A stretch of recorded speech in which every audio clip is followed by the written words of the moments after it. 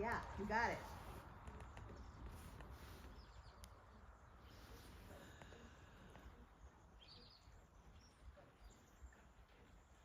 Yeah. But do you see how you could immediately tell when she started to back off and just know the dog's over here? Outside. Yeah. Yeah. So that's not a surprise to you. So you don't have to scoop. Yeah. Well, and this is the thing.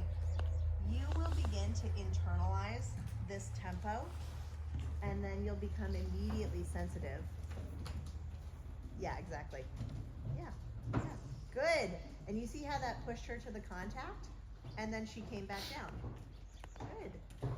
So, and it's such a respectful way to ride a young horse, because what you're saying is you're like, listen, I acknowledge that whatever's happening is happening, but also like I just have something more important. So you're not squashing her natural instinct to observe and, yep, yep, good.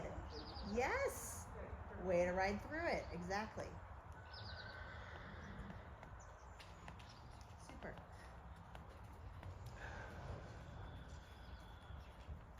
Good. Now, can you feel how she has more pressure in the left rein? Yeah. So do me a favor. You can keep bending if you want, but also squeeze and release your outside rein.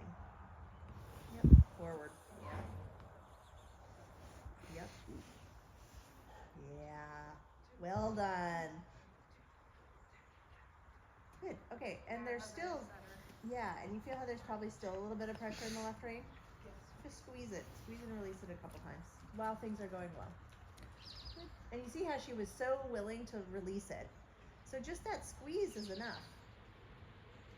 So wherever there's extra pressure is where she's saying, I'm losing my balance laterally. So if you have more pressure in the left rein or the right rein, just squeeze it and say, did you need some support here? I got you. And you might even find that the squeezes that you use have to be smaller because she's actually that sensitive.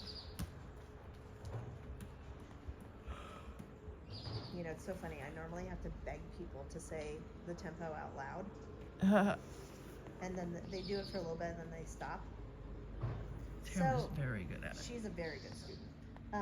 So even when you're focused on the forward piece, Tamara, still pay a little bit of attention to if the pressure becomes different in the reins.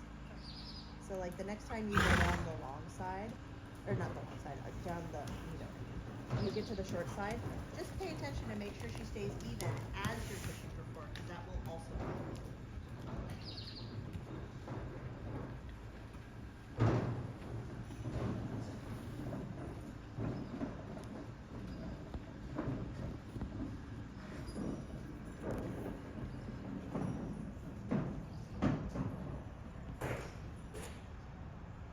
You see how that helps bring her right back? You're like, what you're doing is you're framing her and you're like, I'm right here. I'm in front of you. I'm behind you. I'm on the left of you. I'm on the right of you. I'm all the places.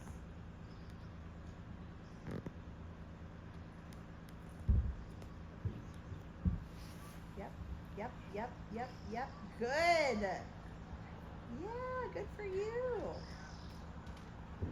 Okay, now I do want to give you one other little input, which is the reins are a little bit on the long side of things. Yeah. And you feel how it becomes harder to do all of that? Yeah. Yeah, that's fine. Yeah. Yep. Oh, second notch. Again. Yeah. But you see how, like, just by shortening the reins, she ran into you, she immediately corrected herself. So then you actually don't have to do as much. You just have to be a fixture so she can run into you. And you know what I think of it as like? Bumper bowling. You just want the ball to go down the middle, so you be the bumpers.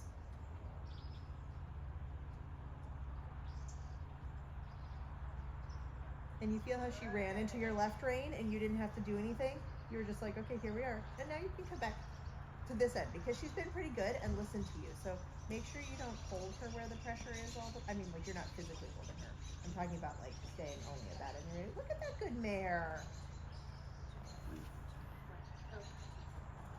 Yeah. Do you see? It's just Good. Walk for a second.